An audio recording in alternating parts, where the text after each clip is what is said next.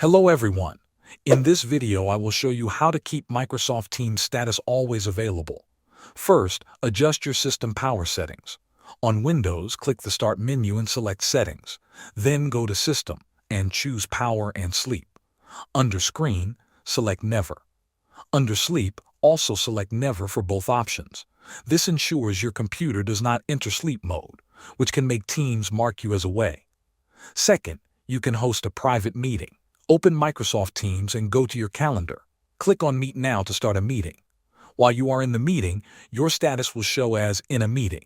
You can change it to available if you prefer. Third, set a custom status message. Click on your profile picture in Teams, then select Set Status Message. Type Available and choose to show the message when people message you. This is useful because even if your status changes to yellow or away, your team will still see that you are available. Thanks for watching.